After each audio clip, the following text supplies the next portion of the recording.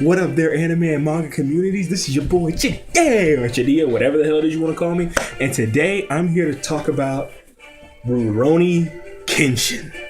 Now, before I get into Rurouni Kenshin, right, I want to go ahead and take a second to say something real quick. I decided to, upon further thought, I decided for these Let's Talks of the entire series, I'm going to give a rating system. Not like a super 1 to 10 rating system. I'm gonna give it my own take rating system in a way. You know what I'm saying? So here's how it's gonna go. All right, we're gonna go get up and read it now, which is the best you can get. Then we're gonna go a must read. Then from a must read we go, what is it? We go to definitely read it. You should pick it up. Pick it up. And then we go into read if you're bored. And then we get into pass on it, just leave that be. And then finally, the worst possible rating for me you could get, burn it with fire. And I have one series in mind that I really feel like it should just be so that's the rating system.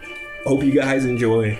Now let's get into Rurouni Kenshin. Now Rurouni Kenshin is a manga by Nobuhiro Watsuki, and it came out in Shonen Jump magazine back in 1994, ended 1999, and it's about a man named Kenshin Himura, and how he has given himself this vow to never take another human life. He is a man once known as the Batosai, manslayer. He paved the way for the Meiji era of Japan. This is another kind of historical manga, except it kind of deviates from real history at a point. But this man, Himura Kenshin, or Himura Batosai, whatever you want to call him, the manslayer, he killed so many countless people, but he just stops. He just says one day after the era is made, he's like, I'm done.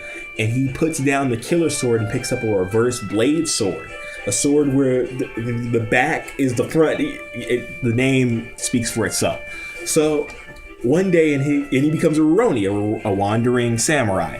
And one day he gets into this town and he bumps into this girl named Kamiya Karu. What is it? Yeah, I think it's Kamiya Karu, whatever. I forget how they do it in the Japanese. I don't know if it's your last name first or your first name last. I forget. But so he bumps into her, and from there she becomes an integral part of his life and who he is. And then you keep meeting characters, and from there the story just goes on. Now, Kenshin it's okay. Let me just go ahead and say I really loved this manga. I watched the anime first before I read the manga, but I actually took the time to read the manga again. And it's 257 chapters, and it's a really good one, man. Like, I feel like you'd be doing yourself a disservice to not read this. This is a very good manga. Now, I do want to say that the artwork, especially at the beginning, it's a show. This manga is built upon mixing shoujo and shonen artworks.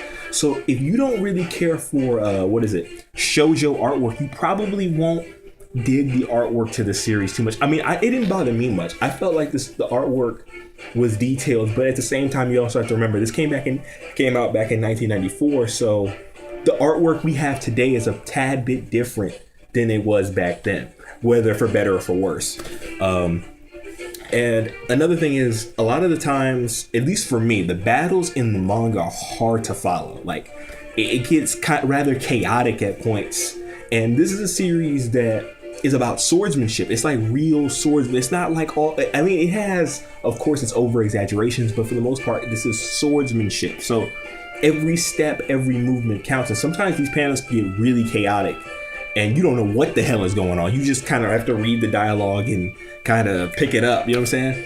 Other than that, this series has some great characters, and above all the good, and it has some really good fights. One saga and arc in particular is amazing, and you'll know what it is. Man, like it was a good solid arc. If you've read Kenshin, you know which arc I'm talking about. That it's like the midway point of the. Anyways, and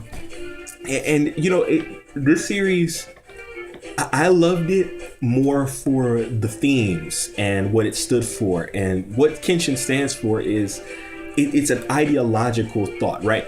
Because, you know, if you think about it, he killed a lot of people. Kenshin killed hundreds of thousands. I don't even know how many.